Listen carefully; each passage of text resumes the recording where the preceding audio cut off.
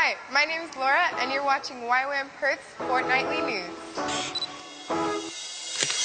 Hey, we're from YP DTS. We're back from outreach, and we went to the Philippines, Nepal, Malaysia, Mozambique, and Australia. Woo!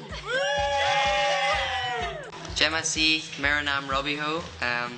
So I went to Nepal, of course. For the first couple of weeks we went to a place called Ilam, and we helped out in a school with Hindu kids, and one thing we did was help make the second floor of the school and also paint in one of the classrooms, and we helped paint the alphabet, the numbers in English, and like flags of where we were from, and also like a monument of the earth with kids holding hands, just to represent that kids are all loved by God. And it was a really cool experience to see that the next morning we had finished, and the kids were coming into the class and we're just shocked to see this amazing artwork and paintwork. It was just an awesome experience to see that kids were really touched by that, and the teachers as well. We met a girl, and she decided to actually hike with us to one of the villages we were going to. So she stayed in the same room as us in this mud hut, and there was one night that we were all praying in our own tongue just before we went to bed. And she's a Buddhist. She grew up as a Buddhist. Humla is a Tibetan Buddhist district, and after we prayed, she started to pray in Nepalese, and we were all, oh my gosh, so excited for this girl. And she finished praying, and we were just like, did she pray? Was that a prayer? But she did pray, and she said after, I'm a Christian now. I want to become a Christian. So this 16-year-old girl called Sangi, who we really befriended, just accepted Jesus into her life. And we were doing an open air, so we'd shared a bit of our testimonies and the gospel, and we did a few dramas, and then at the end we asked if people would prayer for healing or just wanted to talk to us really.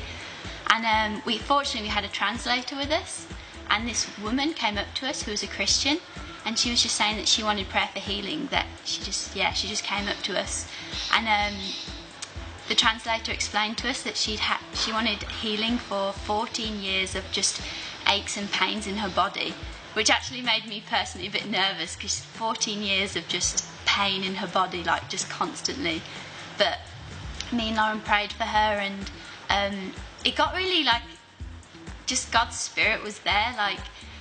She was crying, and me and Lauren just kept going for it, because we just felt God there, and it was just emotional, and it was just so good. And then afterwards we just asked her how she was feeling and everything, and she said to the translator that she was completely healed, that she had no pain anymore after 14 years of just long agony and everything, that she'd just been completely healed in just 3 minutes. It was just mental, and it was just really uplifting for me just to see how God moves, and just how faithfully He has been with us through our outreach.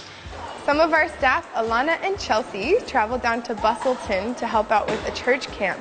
Let's hear what they have to say about it. So a lady from my old church contacted me and basically presented me with the opportunity to come down and join them for a church camp in Busselton to run the Sunday school. And I was just so blessed by that opportunity, because prior to DTS I had really walked away from the church, and they'd always just been so welcoming for me. They'd invited me back after I did my DTS and while I was doing my transformation school, and then again just before I started staffing this current DTS. I grabbed hold of the opportunity, and Chelsea and I went down to Busselton. Just an amazing time, and we had really good fun with the kids as well. The children took away how to be ones that observe about boundaries, and 2 of the children were raised by their mum, who's very much going, just be who you want to be. I don't want you to be cotton kids and afraid of getting dirty and afraid of anything. And so there would be no boundaries. And when I came in there, I'm like, no, there needs to be boundaries. This is what we're doing right now. And so they loved it. They actually initially had I don't want to be bound, but like stay within this. I want to do what I want. But then eventually I saw that their hearts were changing and that they wanted to obey. They didn't want to be disobedient anymore, and that their heart changed, their heart attitude changed to wanting to stay in the boundaries. Another child commented when asked whether he liked the weekend. He said, "Yes, I liked how we learned where to stop running."